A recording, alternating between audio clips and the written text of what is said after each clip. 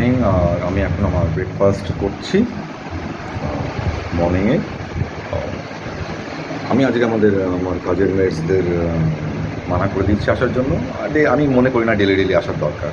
আমি একা মানুষ, রোজ এসে কী দরকার। ওই সপ্তাহে একদিন ঘর পরিষ্কার রাখলেই যথেষ্ট আমার জন্য। আর হ্যাঁ, খাবারটা অল্টারনেট ডেজে এসে রান্না করে দিয়ে যাক, কোনো অসুবিধা নেই। ফ্রিজ আছে, ওভেন আছে, অল ফ্যাসিলিটিস আর অ্যাভেলেবেল। ব্রেকফাস্ট করার সময় মনে পড়ে গেল একটা ইন্টারভিউর কথা। যখন আমি অ্যাপ্লাই করেছিলাম ডিভোর্সের পর, তো আমি খুশি হয়ে গেলাম, চলো একজন তো ডাকলো অ্যাটলিস্ট। ওটা হচ্ছে বোধহয় মন্নাপুরম গোল্ড লোন। তখন আমি বেথরডুরিতে ছিলাম, মাসির বাড়িতে। আমার মন খারাপ ছিল, মাসিরা আমাকে ডেকে নিত যে আয় তুই আমাদের কাছে থাক কিছুদিন, কোনো অসুবিধা নেই, তোর মনটাও ভালো লাগবে।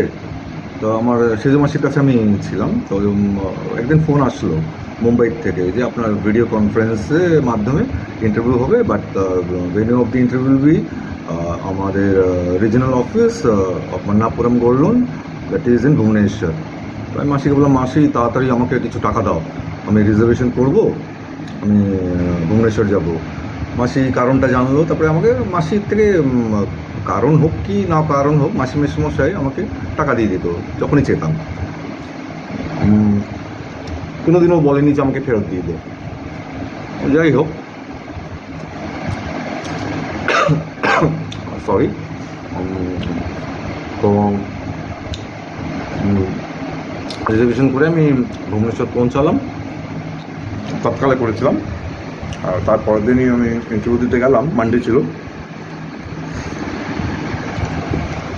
ও মা, সে যখন ইন্টারভিউ শুরু হলো ভিডিও কনফারেন্সে, আমার ডিভোর্স দেখেই তো তাদের মাথা গরম। আমি লিখেছিলাম ম্যারিটাল স্ট্যাটাসে ডিভোর্সই, এখন ওর হেডচারকে গালাগালি শুরু করে দিল আমার সামনে। আমি পুরো দেখছিলাম, এখন ওটা অভিনয় ছিল না রিয়েল ফ্যাক্ট ছিল, that was not a issue. And আমার তো চাকরি পাওয়ার ছিল, আমি সেটা মনে ভাবছি। কিন্তু ওনারা বললো sorry, you are so much well mannered, you are very kind, আপনার কোয়ালিফিকেশনও আছে, এক্সপিরিয়েন্সও সামওয়াট আছে, but we can't hire you, sorry, because আমরা তো জানতাম না আপনি ডিভোর্সি বলে। আমি একটু মেনশন করেছি বায়োডাটাতে।